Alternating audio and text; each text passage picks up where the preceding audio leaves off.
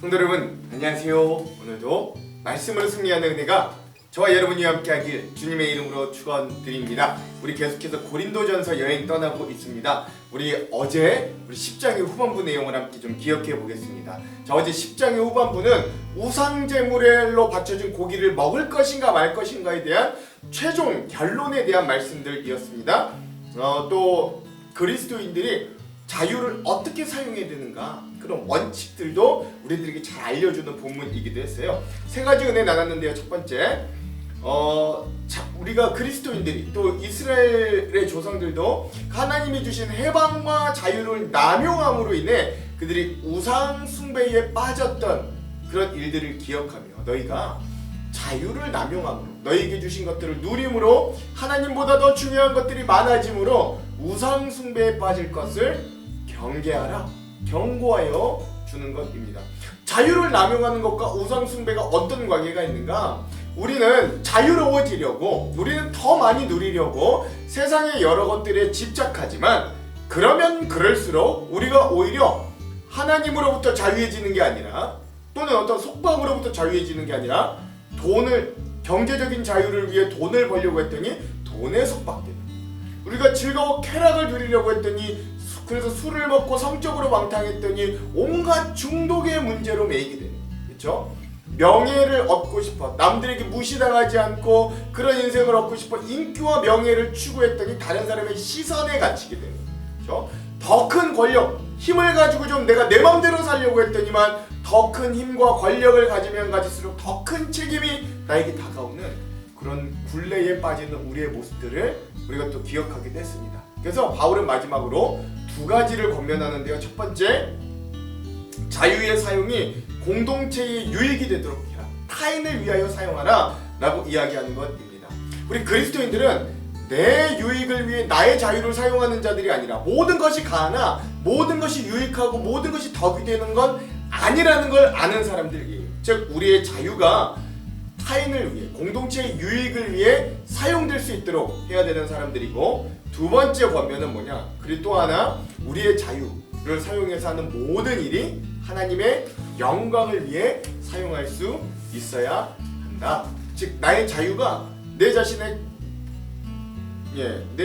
어떤 이득과 명예와 권력과 쾌락을 위해 사용하는 것이 아니라 타인과 공동체를 위해, 마지막 하나님의 영광을 위해 사용될 때 진짜 자유가 자유의 의미대로 사용될 수 있다 라고 하는 걸 우리가 함께 좀 나눠보았습니다. 자, 오늘은 고린도전서 11-1의 시간입니다. 오늘부터 이제 주제가 조금씩 바뀝니다.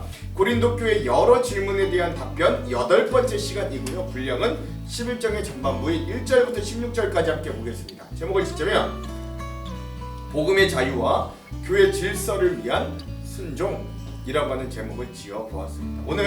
오늘은 좀 되게 특별한 주제를 다룰 겁니다. 교회 내에서 여성들이 예배포를 쓸 건가 쓰지 말아야 되는가, 이 문제에 대한 논쟁인데, 사실 이 문제들의 핵심은 그 안에 복음의 자유가 있지만 교회 질서를 위해 그 자유를 어떻게 표출할 건가, 어떻게 순종할 건가 라고 하는 문제에 있다. 그래서 이런 제목을 지어본 거예요. 자, 그럼 오늘 이 부분에 대한 맥 두 가지를 짚어보고 맥에 따라 내용과 주안점을 함께 좀 나눠보도록 할게요. 자, 먼저 첫 번째 맥, 바울이 오늘 말씀에 여성들에게만 예배포를 착용하게 한 고린도 교회 상황과 배경에 대해서 먼저 좀 알아봤으면 좋겠습니다. 자, 두 번째, 그래서 그 여성들이 써야 되는 예배포, 너울이라고도 하는데, 이 예배포의 문제는 결국 남녀 차별의 문제라기보다는 그리스도인의 자유와 교회에서의 질서 사이의 문제임을 기억하면서 오늘 말씀을 좀 읽어보았으면 좋겠습니다. 자, 이런 두 가지 맥을 짚으면서 오늘 내용과 주안점을 들어가 볼게요. 먼저 내용을 봅시다. 오늘 11장 전반부의 내용은 공적 예배에 대한 문제와 권면 첫 번째 시간이고요. 여성의 예배포 착용의 문제입니다. 11장부터 14장까지는 이제 공적 예배에서 드러나는 많은 문제들에 대해 바울이 이야기하는 장면들인데, 첫 번째가 여성들이 예배포를, 그러니까 우리 기독교는 이제 안 하는데 우리 성당갑의 여성들이 예배포 사용하고 아직도 이제 예배 보잖아요. 그 예배포를 착용해야 되는가 말아야 되는가, 그런 문제에 대해 이야기하는 거예요. 바울은 먼저 나 자신을 본받아 자신의 자유를 타인의 유익을 위해 사용하라 라고 이야기합니다. 내가 그리스도의 본을 따른 것처럼 여러분도 나의 본을 따르십시오. 그리고 나서 여성의 예배포 착용 문제를 이야기하는 거예요. 여러분이 모든 일에 나를 기억하고 있고 내가 여러분에게 전해준 것을 붙들고 있으므로 여러분을 칭찬합니다. 그러나 여러분이 깨달았으면 하는 것이 하나 있습니다. 그것은 모든 남자의 머리는 그리스도며 여자의 머리는 남자이며 그리스도의 머리는 하나님이시라는 사실입니다. 남자가 머리에 무엇을 쓰고 기도를 하거나 예언을 하면 그건 자기의 머리가 되시는 그리스도를 욕되게 하는 것입니다. 그러나 여자가 머리에 무엇을 쓰지 않고 기도를 하거나 예언을 하면 그건 자기의 머리를 욕되게 하는 것입니다. 그것은 삭발하는 것이나 다름이 없습니다. 여자가 머리에 무엇을 쓰지 않으려면 머리를 밀어버리십시오. 머리를 밀어내는 것이 여자에게 부끄러운 것이라면 무엇이든 머리를 가리기 바랍니다. 라는 것이죠. 자, 왜 그런 바울은 이렇게 지금 생각하면 좀 부당하잖아요. 왜 여자에게만 예배포를 쓰라 그러고 남성들은 쓰면 오히려 하나님께 영광을 가린다고 하는가? 우리 왜 그런 배경들이 있는가를 이따 우리 주안점에서 함께 좀 나눠보도록 할게요. 바울은 계속해서 이 문제에 이렇게 답합니다. 창조 섭리로 보는 남성과 여성의 질서예요. 남자는 하나님의 형상과 영광이므로 머리를 가려서는 안 됩니다. 그러나 여자는 남자의 영광입니다. 그것은 남자가 여자로부터 생겨나는 것이 아니라 여자가 남자로부터 생겨났기 때문입니다. 또한 남자가 여자를 위해 창조된 것이 아니라 여자가 남자를 위해 창조되었습니다. 라는 것이죠.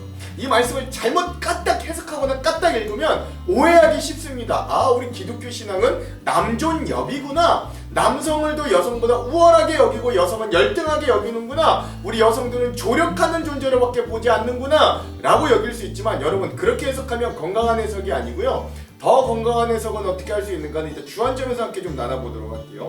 그리고 이제 마지막으로 교회의 머리 대신 그리스도의 질서에 순종하며 덕을 세우라 라고 바울은 이야기하는 거죠.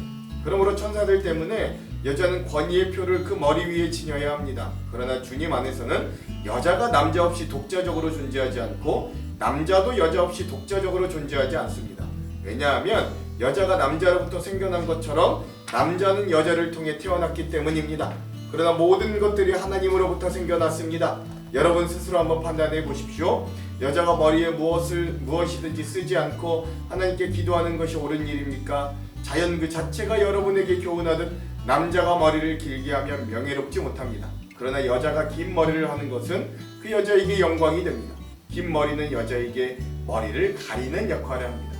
이 문제에 대해 다른 의견을 제기하는 사람이 있다면 내가 말할 수 있는 건 우리나 하나님의 교회나 이것 외에 다른 풍습은 받지 않았다는 사실입니다.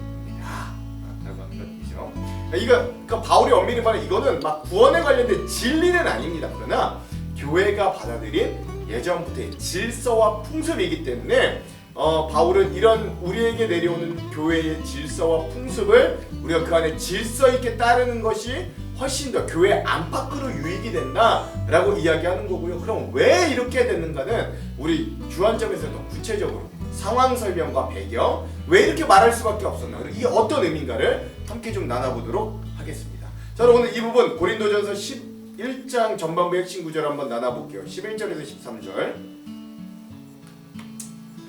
그러나 주 안에는 남자 없이 여자만 있지 않고 여자 없이 남자만 있지 아니하니라. 이는 여자가 남자에게서 난 것 같이 남자도 여자로 말미암아 났음이라. 그리고 모든 것은 하나님에게서 났느니라. 너희는 스스로 판단하라. 여자가 머리를 가르지 않고 하나님께 기도하는 것이 마땅하냐. 아멘. 그렇죠?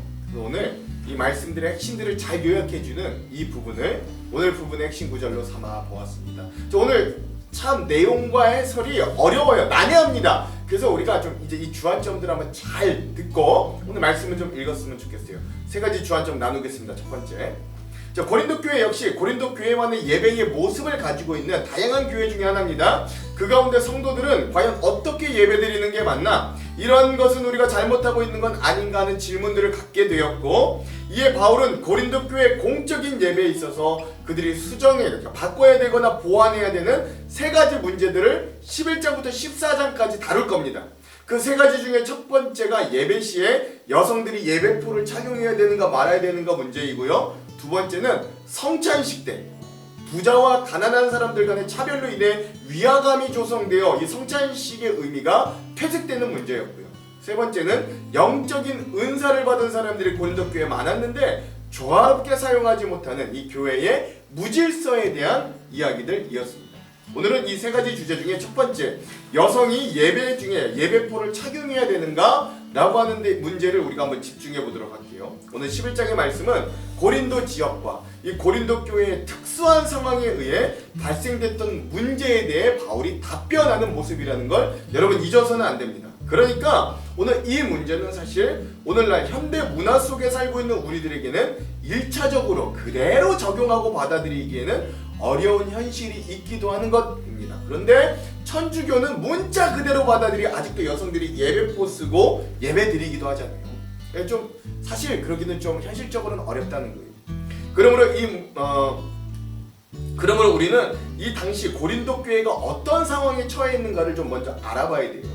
이 당시 고린도 지역에서는 여성들이 집 밖으로 외출하거나 공적인 모임에 참석하는 경우는 반드시 머리에 수건이나 너울 이런 것들을 썼다고 합니다.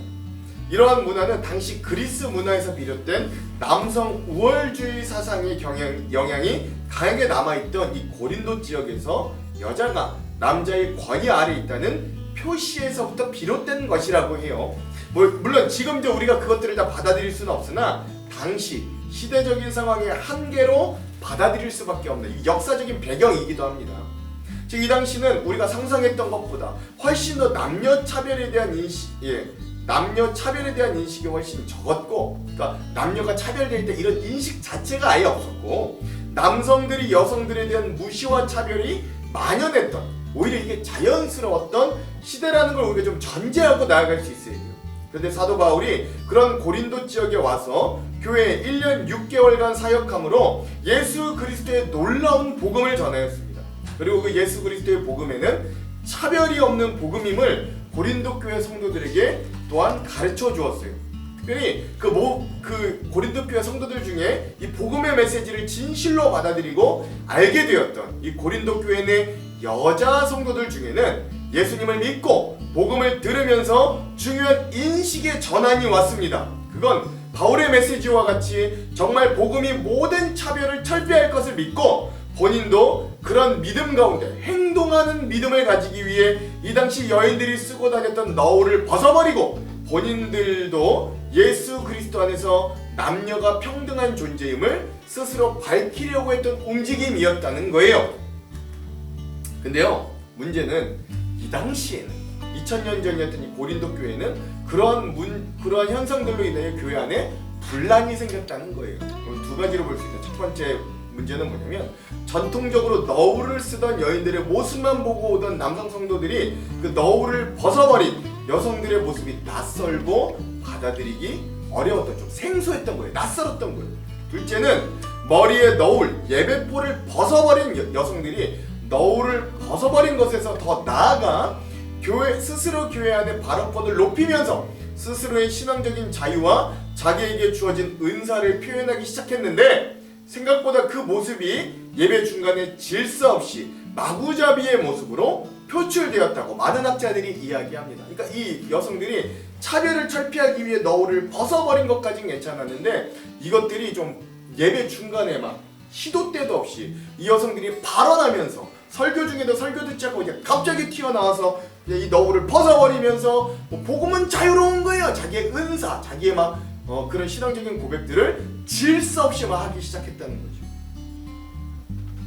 게다가 급진적인 여성들이 예배 시간에 앞으로 달려나오면서 자기의 어떤 불붙은 신앙, 이 자유로운 복음을 온몸으로 표현할 때 여성들이 머리에 쓰고 있던 걸 다 벗어던지고 나왔다고 합니다.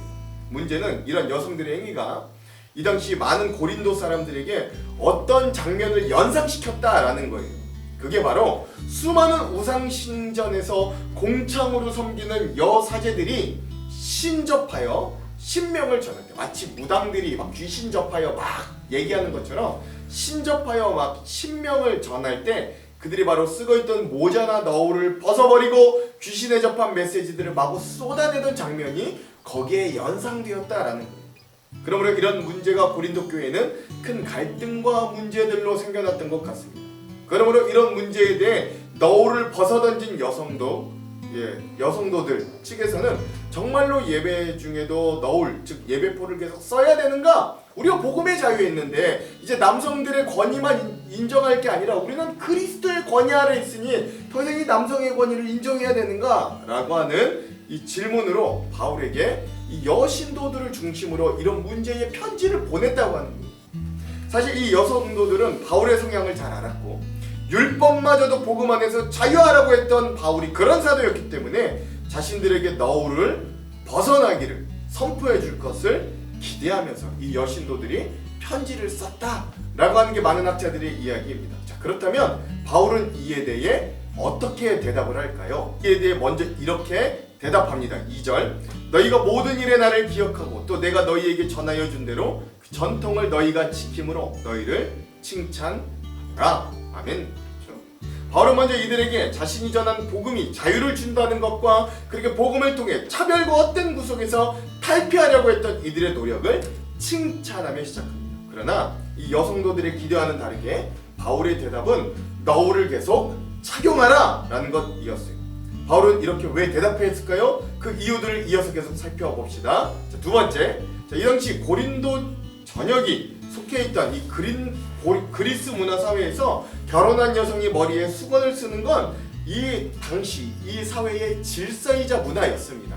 지금으로는 이해되지 않지만 2000년 전 고린도에는 그게 질서고 문화였던 거예요.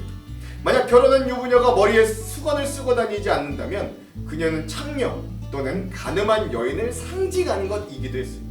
당시 여자들은 기혼자라면 자신의 지위와 남편의 지위를 반영하는 의미로 머리를 가리거나 단정하는 관습이 있었기 때문입니다. 이렇게 창녀 또는 가늠하여 처벌을 받은 여자는 머리에 두건을 쓰지 않을 뿐만 아니라 그녀들을 구별하기 위해 특별히 창녀와 가늠한 여인들은 다른 여인들에 비해 머리를 짧게 자를 수밖에 없었다고 합니다. 문제는 고린도 교회에 소속된 일부 여성도들이 그리스도를 내가 받아들이고 복음으로 자유했다라고 하는 그 근거로 자신들은 더 이상 기존의 사회적 관습에 속박당하지 않겠다고 주장하면서 공적 예배 때 머리에 수건을 쓰지 않는 일들이 발생했던 거예요. 지금 우리의 시선으로는 참으로 용감하고 여성 해방적인, 여성 평등적인 일로 보일 수 있습니다.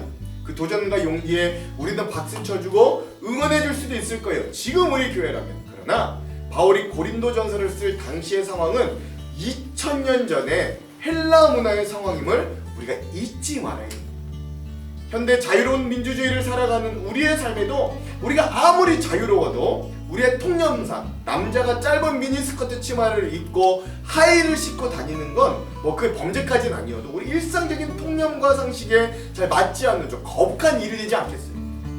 그러므로 이 당시 시대에 창기나 가늠한 여인이 아니면서도 자기의 머리를 스스로 짧게 자르거나 머리에 수건을 두르지 않는 행색으로 예배에 참여하는 행위는 그 당시 일반적으로 남편을 욕되게 하는 행위로 간주되었더라는 거예요. 내가 의도하지 않았어도.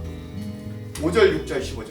무릇 여자로서 머리에 쓴 것을 벗고 기도나 예언을 하는 자는 그 머리를 욕되게 하는 것이니 이는 머리를 민 것과 다름이 없음이라. 만일 여자가 머리를 가리지 않거든 깎을 것이요 만일 깎거나 미는 것이 여자에게 부끄러움이 되거든 가릴지니라. 만일 여자가 긴 머리가 있으면 자기에게 영광이 되나니 긴 머리는 가리는 것을 대신하여 주셨기 때문이니라. 아멘.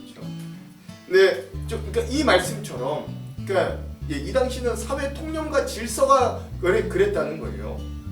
근데 한편 이런 문제가 꼭 여성들에게만 해당하는 문제도 아니라 동성애를 행하는 남자들에게도 해당하는 문제였습니다. 완전 거꾸로. 이 당시 고린도 지방의 남자였던 동성연애자는 자신이 동성연애자임을 나타내기 위해 일부러 머리를 길게 하거나 로마 이교도의 의식에 참여할 때 남성이 오히려 머리에 뭘 덮고 나아갔다고 합니다. 이런 행위 역시 그리스도를 욕되게 하는 것이었어요. 오늘 말씀의 4절과 14절. 무릇 남자로서 머리에 무엇을 쓰고 기도나 예언을 하는 자는 그 머리를 욕되게 하는 것이요. 14절. 만일 남자에게 긴 머리가 있으면 자기에게 부끄러움이 되는 것을 본성이 너희에게 가르치지 아니하느냐. 아멘. 그렇죠. 그러니까 따라서 이렇게 동일한 행위가 남자와 여자에게 완전히 정반대로 다른 의미를 지녔다는 거죠. 바로 이런 문화 속에서 고린도 교회에 문제가 발생한 겁니다. 공적 예배 때 여성이 머리에 너울, 수건을 예배포를 써야 되느냐 말아야 되느냐 하는 이 문제에 대해 오늘 우리가 생각할 때 그래서 지금 우리의 관점으로 별로 중요해 보이지 않을 수도 있어요. 우리가 볼 때 예배 때 수건 쓰고 싶은 사람은 자유롭게 쓰고 벗고 싶은 사람은 자유롭게 벗으면 되지 않을까 싶기도 합니다. 그러나 제가 앞서 말씀드렸던 이 당시 사회적 문화적 배경을 이해하고 나면 이것이 매우 중요한 문제가 된다는 걸 우리가 이해할 수 있는 거죠. 왜냐하면 여성들이 공적인 자리에서 머리에 수건을 쓰지 않는 건 부도덕하게 여기는 사회 문화 속에서 머리에 수건을 쓰지 않고 공적 예배에 참여하는 건 두 가지 문제가 발생하는데, 먼저 교회 안에서는 이방 우상들에게 예배하는 예배 장면이 연상되는 일이었고, 이와 같은 당대 사회적 문화 관습에 반하여 공적인 예배 중에 머리에 수건을 쓰지 않는 여성들로 인해 교회 안에서 시험에 드는 성도들이 막 생겨났다는 거예요. 또한 교회 밖에서는 교회를 바라보는 불신자들에게 교회가 마치 머리에 너울을 벗어던진 창녀와 동성애자들의 모임으로 보이는, 즉 부도덕한 자들의 집합소로 오인하게 만들 요소가 아주 다분히 컸기 때문에 그렇습니다. 그러므로 오늘 말씀 또한 오묘하게도 그리스도인들이 자신이 가진 자유를 어떻게 표출하고 표현할 것인가에 대한 문제다. 사실은 여성들이 예배포를 쓰냐 마냐 이 문제라기보다는 라는 걸 알 수 있어요. 어느 사회 어느 공동체이든 급진적인 것들은 부작용을 낳기 마련입니다. 고린도 교회 여성도들이 복음 안에서 큰 자유함과 차별을 없애려는 노력 자체가 잘못된 건 아니나 우리 그거는 응원하잖아요. 그것을 표출하는 그들의 모습이 다른 이들에 대한 배려와 지혜가 없었음을 오늘 우리가 발견할 수 있어야 된다는 거죠. 그러므로 바울은 그리스도인들이 살아가는 현실의 삶을 무시하지 말기를 당부하는 것입니다. 이 당시 고린도 교회 급진적인 여성도들의 주장이 무조건 잘못됐다고 할 수는 없지만, 그러나 이 여성도들이 너무나도 급하게 추진하는 본인의 신앙의 양심과 자유로 인해 다른 이들이 교회 안팎으로 부정적인 이미지를 가지게 되고 시험에 든다면 그것 또한 우리가 생각해 보아야 할 지점임이 분명한 거예요. 그리스도인은 그 마음과 시선을 하늘에 두고 살아가는 사람들이지만 우리의 발은 또한 이 땅을 밟지 않고는 살아갈 수 없음을 이것도 기억해야 됩니다. 즉 우리가 처한 사회의 문화와 질서가 복음에 완전히 위배되는 것이 아니라면 우린 우리 사회의 대부분의 사람들이 인정하며 지키는 질서와 문화에 순응하며 믿음을 지킴으로 믿지 않는 자들에게 바른 이미지와 본이 되는 인생을 살 수 있게 되기를 또한 우리가 간절히 소망합니다. 마지막 세 번째, 오늘 말씀에 등장하는 핵심 단어 중에 하나가 바로 머리인데요. 이 머리라는 단어 때문에 우리에게 오해를 많이 일으킵니다. 저는 이거에 대해 좀 말하려고 하는데요. 이 머리라는 단어는 헬라어로 케팔레입니다. 이 머리라는 단어의 의미는 그저 몸의 기관 중에 하나인 이 머리만 의미하지 않고 인류 보편적으로 머리라고 하는 개념은 통치, 권위, 기원, 출처, 결정권, 지시라고 하는 개념과 의미를 지닌 단어이기도 합니다. 바울은 이런 머리라는 개념을 사용하여 이렇게 선포해요. 3절, 8절, 9절. 그러나 나는 너희가 알기를 원하노니 각 남자의 머리는 그리스도요 여자의 머리는 남자요 그리스도의 머리는 하나님이시라. 남자가 여자에게서 낳는 것이 아니요 여자가 남자에게서 낳았으며 또 남자가 여자를 위하여 지음을 받지 아니하고 여자가 남자를 위하여 지음을 받았 것이니. 아멘. 그렇죠. 기독교 역사에서 이런 구절들을 통해 이런 머리라는 개념을 통해 남자가 여성을 지배하거나 남자가 여성을 차별하는 일들이 심심찮게 벌어졌습니다. 인정해야 돼요. 또한 이런 구절들을 바탕으로 잘못 해석해서 여성이 남성보다 열등한 존재로 또는 여성은 남성을 돕기만 해야 되는 조력자의 위치로만 표현하는 기독교 교무들도 적지 않습니다. 또한 창세기에 등장하는 남자와 여자의 창조 순서를 예를 들어 여자는 남자가 자고 있을 때 남편이었던 아담이 자고 있을 때 그의 갈비뼈를 통해 창조되었으므로 여자는 남자에게 종속되었다고 보는 시각도 뿌리 깊은 기독교 안의 남녀 차별적인 시각이기도 했습니다. 그러나 시간의 순서가 서로의 존재의 순서가 되지는 않는 거예요. 그렇죠? 오히려 여성 신학적인 시각에서는 하나님께서 남성인 아담을 만들어 보시고 그것을 더욱 수정 보완하여 더 온전한 하와 사람인 여성을 만들었다고 이런 구절을 해석할 수도 있기 때문에 그래요. 그러나 바울은 그러라고 이런 표현을 사용한 게 절대 아닙니다. 뭐 남자가 여자를 위해 태어났냐 여자가 남자를 위해 태어났냐 이러라고 이런 말씀을 한 게 아니라는 거죠. 그러므로 이 부분에 대한 올바른 이해가 필요한데, 여러분, 머리는 몸통을 통솔하고 지휘합니다. 그러므로 몸은 머리에 종속되는 게 맞아요. 이 관계가 무너지면 인간의 몸은 비정상적이 되거나 생명을 유지하기가 어렵게 되듯이 말입니다. 그런 의미에서 하나님과 그리스도, 남자와 여자와의 관계를 설명하는데 모두 머리라는 단어를 사용한다 하여 그 머리라는 단어가 모두 같은 의미로 이해돼서는 안 된다는 거죠. 즉 그리스도가 남자의 머리 된 건 분명한 인간과 그리스도 되시는 주님과의 종속관계를 의미하는 게 맞지만, 남자와 여자와의 관계, 또 예수 그리스도와 성부 하나님은 결코 서로가 서로에게 종속관계가 아닙니다. 주종관계가 아니라는 거예요. 이 부분에 대한 주석에서 이렇게 설명해요. 남자와 여자 그리고 예수 그리스도와 성부 하나님의 관계는 각각 질서와 사역적 측면에서의 존재론적 관계를 나타내는 것이다. 즉 누군가는 지배하고 누군가는 종과 같이 순종해야 하는 관계로서의 몸과 머리의 관계가 아니라 하나님께서 만들어 놓으신 세계를 운영하며 서로의 역할이 각각 다르다는 걸 의미하는 것입니다.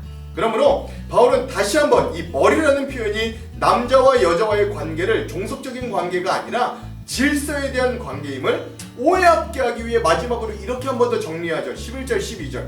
그러나 주 안에는 남자 없이 여자만 있지 않고 여자 없이 남자만 있지 아니하니라. 이는 여자가 남자에게서 난 것 같이 남자도 여자로 말미암아 났음이라. 그리고 모든 것은 하나님에게서 났느니라. 아멘. 그렇습니다. 바울은 예배를 드릴 때 여성에게만 예배포를 쓰라고 한 것이 여자가 남성의 권세 아래에 있다는 표로 사용한 말이 아님을, 그리고 여자가 남자에 비해 본질적으로 열등한 존재를 의미하거나 인격적으로 차이가 있음을 이야기한 게 아님을 이렇게 증명합니다. 왜냐하면 여성도 남성에 의해 났지만, 즉 하와가 이 남자인 아담의 갈비뼈에 의해서 나왔지만 남자도 여자로 말미암아 태어났기 때문에, 그러므로 남성과 여성은 서로 우열을 가리거나 어느 성이 다른 성을 지배하거나 열등하거나 더 우월할 수 없는 겁니다. 사실 남녀 모두 하나님으로부터 나온 존재들이기 때문에 그래요.